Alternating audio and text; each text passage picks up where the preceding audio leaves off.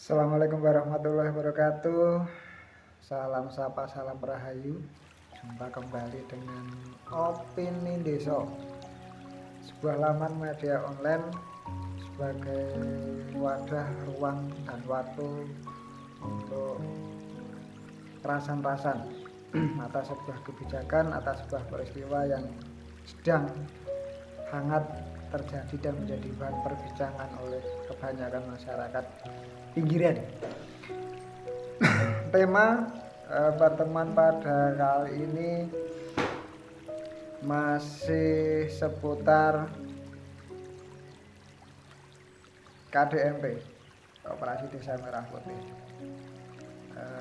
Beberapa waktu yang lalu sempat kita bahas bareng-bareng soal KDMP.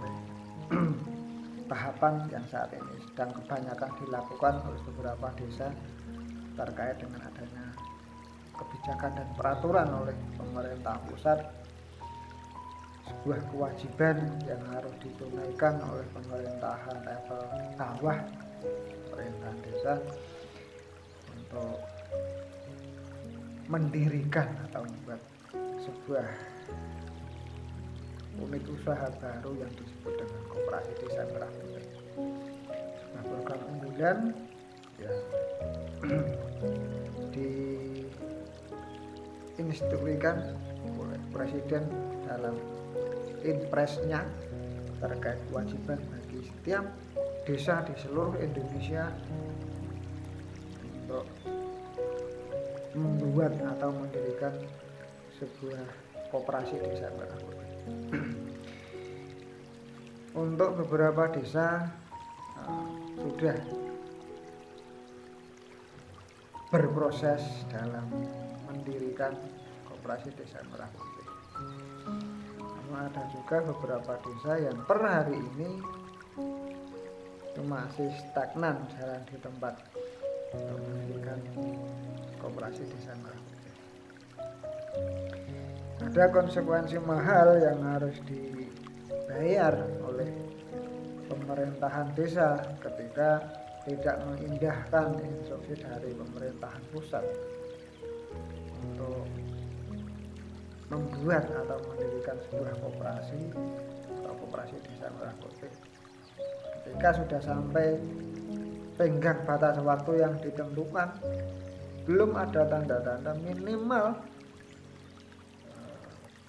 akte berita acara kesanggupan untuk mendirikan sebuah koperasi, maka sesuai dengan pemerintah membuat aturan waktu itu dipertegas dengan aturan Kementerian Keuangan, katanya desa-desa yang belum menunaikan atau melaksanakan tugas kewajiban dari negara untuk mendirikan koperasi desa merah putih, konsekuensinya adalah dididik.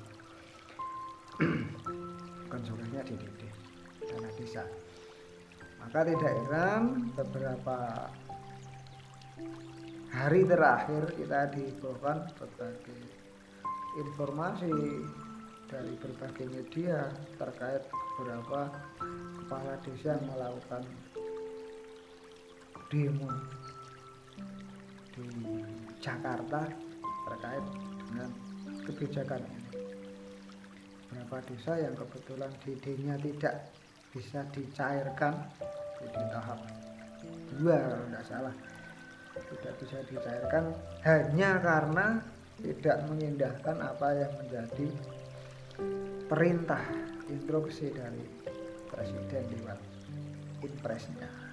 Maka dampaknya DD gagal cair, dan ketika DD gagal cair maka itu akan berdampak sangat luar biasa bagi proses tahapan-tahapan dan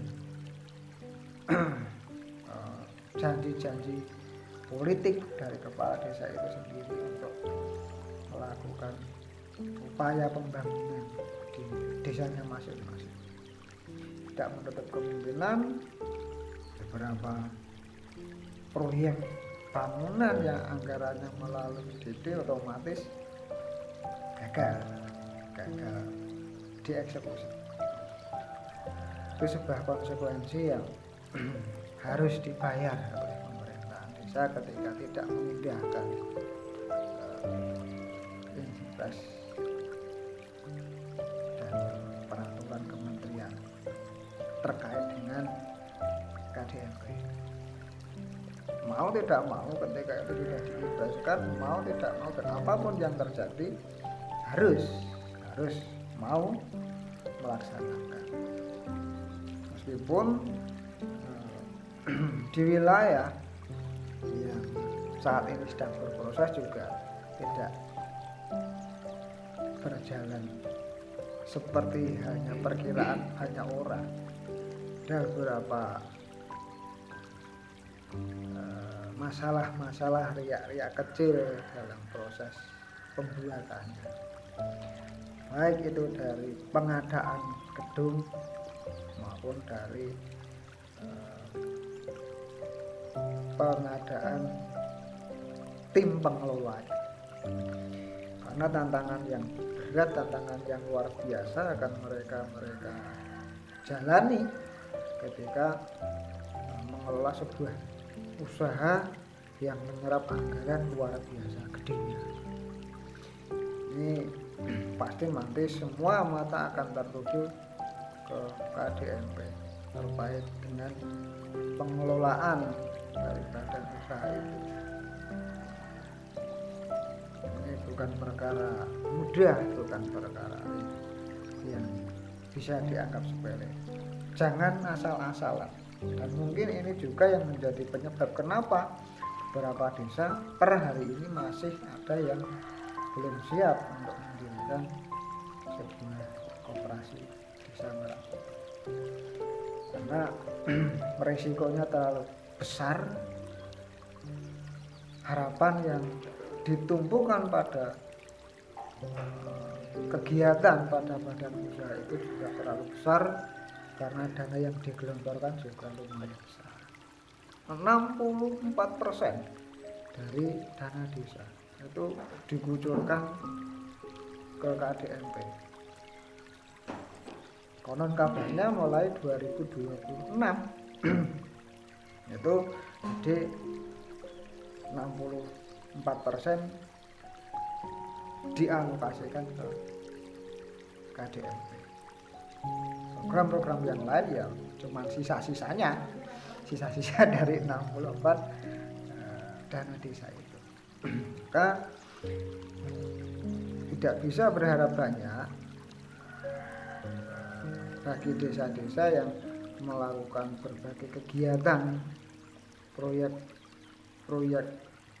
desa yang sumber dananya hanya dari dana desa. Itu saya rasa akan sangat sulit untuk terwujud ketika DD itu sudah benar-benar dipangkas 64% untuk KDMP. Secara otomatis juga nanti yang sudah menjadi kesepakatan dan menjadi keputusan dalam musyawarah desa pun akan sedikit mengalami perubahan disesuaikan dengan anggaran. Seperti yang saya sampaikan beberapa waktu yang lalu dalam rasan-rasan opini desa kemarin terkait itu masih sangat sulit untuk kita melakoni apa yang menjadi kebijakan dari pemerintah, khususnya para pemangku kepentingan di level pemerintahan desa. Itu akan sangat-sangat sulit dalam melakukan penyesuaian program yang sudah dirancang jauh-jauh hari dalam RPJM Desnya tatkala pencalonan dari kepala desa, tatkala kepala desa itu awal-awal menjabat sebagai kepala desa kan sudah diijawantahkan visi misinya di RPJM Des, dan implementasinya atau pelaksanaannya ketika banyak janji politik yang menggunakan anggaran dana desa itu nanti akan mengalami hambatan ketika kepala desa itu tidak memiliki inisiasi untuk mencari sumber dana lain yang bisa digunakan untuk mewujudkan visi misinya terkait anggaran. Sebenarnya tujuannya bagus. Nah, saya sempat ngobrol-ngobrol sama tokoh lah ya, untuk saya ngobrol-ngobrol terkait dengan KDMP. Ke depan KDMP itu harapannya itu menjadi sebuah badan usaha yang istimewa, diseragamkan, diserentakkan, anggaran yang digunakan sama. Kalau tidak salah itu kisaran 6 miliaran sebagai modal. Itu sebuah badan usaha dengan modal miliaran itu nanti kalau dikelola dengan baik oleh tim kerja yang baik pula, maka 2-3 tahun ke depan akan menjadi sebuah badan usaha yang bisa menjadi PAD yang cukup lumayan membanggakan, meskipun nanti bagi hasilnya yang lari untuk Pemdes kisaran, konon kabarnya kisaran 20%, selebihnya untuk pihak koperasi, baik itu untuk operasional, untuk SHU-nya dan sebagainya. Hasil bersih yang akan diterimakan oleh pemerintahan desa itu cuma 20% konon kabarnya. Tapi ketika koperasi desa Merah Putih itu sudah berjalan dengan sebagaimana mestinya, sebagaimana harapan Pak Presiden, maka paling tidak roda perekonomian di level desa itu sudah bisa tertata, termasuk perekonomian warga masyarakat di desa itu sudah bisa terkondisikan, sehingga ketika suatu saat nanti dana desa itu benar-benar ditiadakan dan bansos juga benar ditiadakan, itu dari KDMP itulah satu-satunya harapan yang saat ini ditumpukan. Masa depan desa itu ditumpukan besar banget, ada yang namanya KDMP, dan juga pastinya masih ada unit-unit usaha lain seperti BUMDes yang sudah ada dan sebagainya. Itu kan juga unit PADes baru. Dari berbagai unit PADes itu nanti ketika dirasa rata-rata, belum semua loh, rata-rata kok sudah bisa untuk membiayai, memenuhi kebutuhan hajat hidup warga masyarakatnya, maka tidak menutup kemungkinan DD dihentikan. Tuh kan kabarnya seperti itu. Pastinya seperti apa ya nanti kita lihat ke depan, minimal 2026 nanti itu akan seperti apa, karena hasil dari jerih payah mendirikan sebuah koperasi desa Merah Putih secara cukup lumayan bisa dirasakan itu ketika paling tidak tahun 2027. Ketika 2026 mulai dioptimalkan pengoperasiannya KDMP, dan respon masyarakat dan sekitar sudah mulai terbiasa dengan adanya KDMP dan fasilitasnya, saya rasa juga nanti geliat dari manfaat keberadaan KDMP itu bisa dirasakan. Harapan sebagai warga masyarakat biasa yang mencoba untuk peduli dengan kondisi lingkungan, dengan kondisi kehidupan kemasyarakatan dan berbagai pernak-perniknya tata kelola pemerintahan, harapannya adalah KDMP itu benar-benar nanti bisa menjadi sebuah badan usaha yang mumpuni sesuai dengan modal dan anggaran yang dikucurkan. Kuncinya ada di solidnya tim kerja DMP itu sendiri.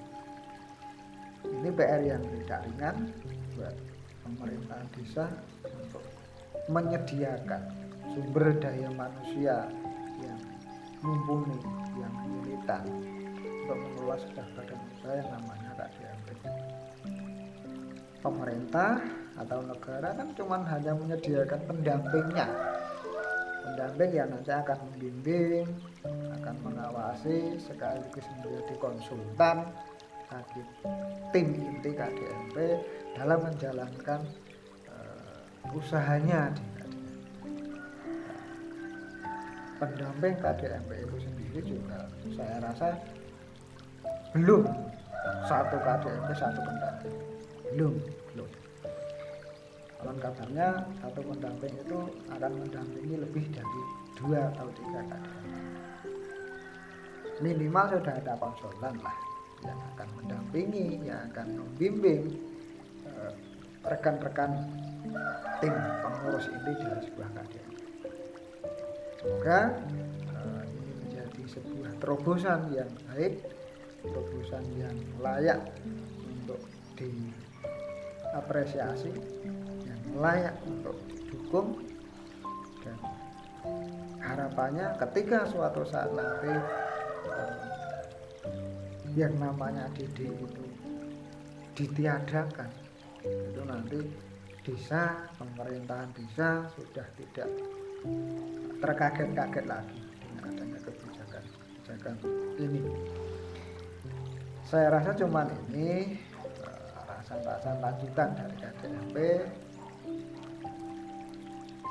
dari episode sebelumnya. Oh ya, beberapa waktu yang lalu juga sempat saya ingin menyajikan kondisi terkini di lapangan KDMP di wilayah saya. Ya, sebenarnya sudah punya gedung namun kurang mumpuni. Mohon maaf belum bisa karena belum mendapatkan izin untuk meliput ke lokasi. Kalau tidak ada izin dari pihak yang terkait, pihak berwenang untuk meliput keadaan dan kondisi juga tidak berani. Nanti tidak dikira tidak tahu aturan, tidak taat aturan. Tapi nanti insya Allah ketika izin itu sudah diperbolehkan untuk meliput kegiatan yang sedang dilakukan saat ini, proses pembangunan gedung KDMP akan saya sajikan di kesempatan yang akan datang. Mohon maaf atas segala kesalahan, atas segala kekurang-jelasan, kekurang-pahaman saya dalam menginfokan pernak-pernik soal KDMP, karena itu bukan bidang saya, tapi saya hanya membantu untuk mencari tahu sekilas tentang KDMP itu sendiri. Nantikan info-info berikutnya, tidak cuma melulu soal KDMP, namun juga berbagai kegiatan yang sedang dan yang akan dilakukan di negara kita, di pemerintahan kita, baik pemerintahan level tingkat daerah bahkan pusat. Seperti itu. Saya kata, Assalamualaikum warahmatullahi wabarakatuh. Sampai jumpa. Salam rasan-rasan, salam opini desa. Matur nuwun.